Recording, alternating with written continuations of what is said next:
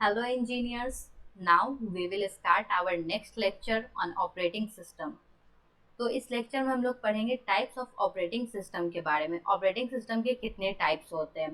तो सबसे पहले लोग स्टार्ट करेंगे यूनी प्रोग्रामिंग ऑपरेटिंग सिस्टम से। यूनी मतलब होता है हमारा वन, जैसा कि नाम में लिखा है uniprogramming, uni means one. ठीक है, तो ये यूनी प्रोग्रामिंग ऑपरेटिंग सिस्टम क्या करेगा, एक बार में एक ही प्रोसेस को मेन मेमोरी में रहने के लिए ये अलाउ करेगा। ठीक है, इसका मतलब क्या है तो हम लोग यहाँ समझेंगे। ये हमारा मेन मेमोरी है। मेन मेमोरी में हमेशा ऑपरेटिंग सिस्टम के लिए कुछ स्पेस पहले से रिजर्व रहते हैं। ठीक है, ये हमारा ऑपरेटिंग सिस्टम का स्पेस। तो ये इसमें बस हमारा एक प्रोग्राम है P1। ठीक है, ये प्रोग्राम जो है मेन मेमोरी से सीपीयू साइकिल पे जाएगा। ये हमारा मेन मेमोरी है, सीपीयू साइकिल पे जाएगा। सीपीयू साइकिल से ये इनपुट आउटपुट के लिए जाएगा, इनपुट आउटपुट ऑपरेशंस के लिए। ठीक है,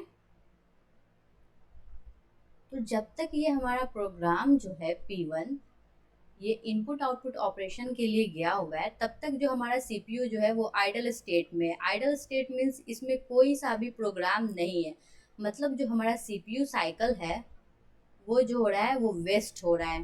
ठीक है, वेस्ट हो रहा है, तो ये तो हमारा डिमेरिट हो गया, क्योंकि हमारा जो सीपीयू रिसोर्स है उसको हम लोग अच्छे से यूज नहीं कर पा रहे। तो इस चीज को ओवरकम करने के लिए हमारा नेक्स्ट ऑपरेटिंग सिस्टम आता है, जो कि मल्टी प्रोग्रामिंग ऑपरेटिंग सिस्टम होता है। तो जैसा कि इसका भी नाम है मल्टी प्रोग्रामिंग मीन्स होता है।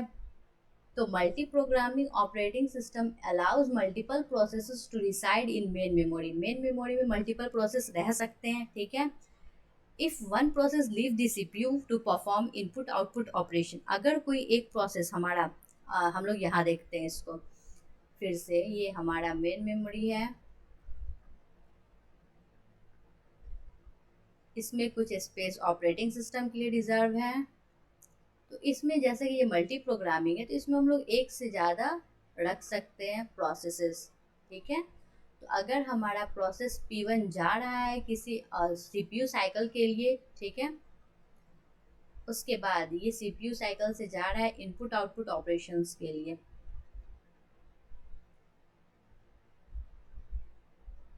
ठीक है, तो P1 अगर हमारा यहाँ आ गया इनपुट आउटपुट ऑपरेशन के लिए, तो P2 अगर एग्जीक्यूट होने के लिए रेडी है तो P2 शेड्यूल हो जाएगा सीपीयू में। और P1 जब तक अपना इनपुट आउटपुट करेगा, जब P1 इनपुट आउटपुट ऑपरेशन अपना परफॉर्म कर लेगा, तो ये वापस से सीपीयू में जाएगा सीपीयू साइकिल के लिए। और हमारा P2 जो है वो वापस से मेन मेमोरी में आ जाएगा। ठीक है, तो इसको कहते हैं मल्टी प्रोग्रामिंग ऑपरेटिंग सिस्टम। तो उसके बाद मल्टी प्रोग्रामिंग ऑपरेटिंग सिस्टम जो होता है वो दो तरह का होता है, एक प्रिमिटिव होता है, एक नॉन प्रिमिटिव होता है। ठीक है, तो हम लोग पेन का कलर चेंज कर लेते हैं।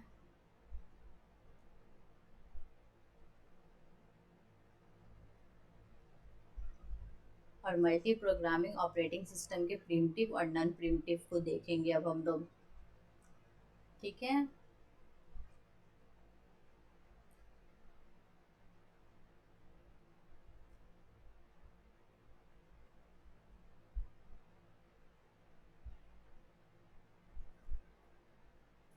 मल्टी प्रोग्रामिंग ऑपरेटिंग सिस्टम का दो पार्ट, एक प्रिमिटिव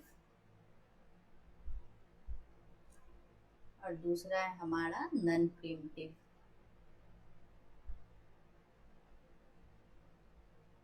प्रिमिटिव जो होता है वो पहले वाले प्रोसेस को फोर्सफुली वो निकाल देगा हमारे सीपीयू में से। ठीक है, और वो दूसरा प्रोसेस उसमें एग्जीक्यूट कराने का। अगर P1 एग्जीक्यूट हो रहा है सीपीयू में है, तो ये क्या करेगा, P1 को फोर्सफुली हटा देगा उसमें से और P2 को उसमें एग्जीक्यूट करना शुरू कर देगा। लेकिन नॉन प्रिमिटिव क्या होता है, ये वेट करता है। ये तब तक वेट करता है जब तक कि हमारा वो जो प्रोसेस सीपीयू में वो पूरी तरह से एग्जीक्यूट नहीं हो जाता। जब वो प्रोसेस पूरी तरह से एग्जीक्यूट हो जाता है या फिर टर्मिनेट हो जाता है। ठीक है, ये वेट करता है प्रोसेस के एग्जीक्यूट या फिर टर्मिनेट होने का। जब हमारा प्रोसेस पूरी तरह से एग्जीक्यूट या टर्मिनेट हो जाता है तो ये मल्टी प्रोग्राम नॉन प्रीम्प्टिव जो होता है, तब वो सीपीयू को दूसरे साइकिल को देता है, दूसरे प्रोसेस को देता है। ठीक है, तो ये होता है हमारा मल्टी प्रोग्रामिंग का प्रीम्प्टिव और नॉन प्रीम्प्टिव। तो हम लोग देख रहे थे मल्टी प्रोग्रामिंग ऑपरेटिंग सिस्टम के बारे में। तो प्रीम्प्टिव क्या होता है, इसको टाइम शेयरिंग और मल्टीटास्किंग भी कहते हैं। ठीक है, और ये प्रोसेस को फोर्सफुली हटा देता है सीपीयू में से। ठीक है, इसके बहुत सारे कंडीशन होते हैं, ये कब किस प्रोसेस को हटाएगा नहीं हटाएगा वो हम लोग आगे देखेंगे। और नॉन प्रीम्प्टिव क्या होता है, तो ये प्रोसेस जो होता है वो खुद सीपीयू को यूटिलाइज करना छोड़ देता है। या तो वो प्रोसेस इनपुट आउटपुट ऑपरेशन के लिए चला जाता है, या फिर वो प्रोसेस फुल्ली एग्जीक्यूट हो जाता है और वो टर्मिनेट हो जाता है। ठीक है, तो क्या करते हैं हम लोग, दूसरा प्रोसेस को यूटिलाइज करने के लिए सीपीयू दे देते हैं। ठीक है, तो ये होता है नॉन प्रीम्प्टिव। ये सब आता है मल्टी प्रोग्रामिंग के अंडर। अब हम लोग नेक्स्ट देखेंगे जो है कि मल्टीटास्किंग और टाइम शेयरिंग ऑपरेटिंग सिस्टम।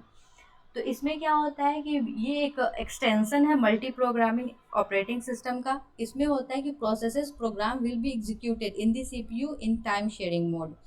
मतलब क्या हुआ कि एक प्रोग्राम है वो कुछ सेकेंड के लिए एग्जीक्यूट करेगा, जो टाइम लिमिट हम लोग उसको देंगे। उसके बाद फिर कोई टास्क 2 है वो एग्जीक्यूट करेगा कुछ सेकेंड के लिए, फिर टास्क 3 है वो कुछ सेकेंड के लिए एग्जीक्यूट करेगा। जब इसमें जैसे हम लोगों ने एग्जांपल लिया, टास्क 1 जो है वो 10 नैनो सेकेंड के लिए एग्जीक्यूट कर रहा है।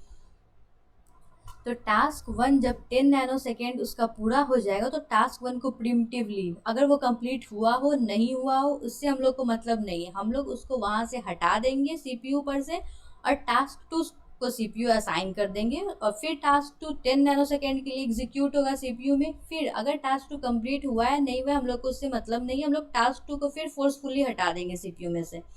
मतलब क्या, ये प्रिमिटिव हो गया, फोर्सफुली हम लोग हटा रहे हैं। फिर टास्क 3 परफॉर्म करेंगे, फिर वो 10 नैनो सेकेंड के लिए चलाएंगे, ऐसे फिर टास्क 1 पे आ जाएंगे, फिर वो 10 नैनो सेकेंड के लिए जाएंगे। ये एक साइकिल में होते रहेगा। और जब टास्क 1 फुल्ली एग्जीक्यूट हो जाएगा तो फिर उसको हटा देंगे, फिर टास्क 2 को एग्जीक्यूट करेंगे 10 नैनो सेकेंड के लिए। इस तरह से हमारा टास्क फर्दर आगे बढ़ेगा। ठीक है, अगला हम लोग पढ़ते हैं, अगला है multi user operating system. Multi user operating system क्या होता है कि सिंगल जो हार्डवेयर है उसको, सिस्टम का जो हार्डवेयर है उसको बहुत सारे यूज़र एक्सेस कर सकते हैं। मतलब क्या, सिस्टम का जो हार्डवेयर सॉफ्टवेयर जो भी है वो सब बहुत सारे यूज़र एक बार में एक्सेस कर सकते हैं। ठीक है, तो इसमें हम लोग सिंगल प्रोसेसर, मतलब सिंगल प्रोसेसर को बहुत सारे यूज़र यूज़ कर सकते हैं। इसका हम लोग फिगर कुछ इस तरह से बनाते हैं।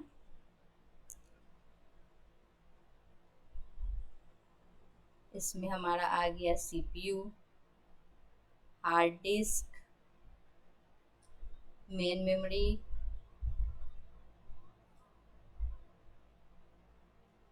Computer, hardware, etc. इन सब को मल्टी यूज़र यूज़ कर सकते हैं। ठीक है, मल्टी यूज़र इन सब से इंटरेक्ट कर सकते हैं। यूज़र 1, यूज़र 2, यूज़र 3, ये होता है मल्टी यूज़र ऑपरेटिंग सिस्टम। तो ये था हमारा कुछ टाइप्स ऑफ ऑपरेटिंग सिस्टम। बाकी बचे हुए टाइप्स ऑफ ऑपरेटिंग सिस्टम हम लोग नेक्स्ट वीडियो में डिस्कस करेंगे। इस वीडियो के लिए इतना ही। Thank you for watching.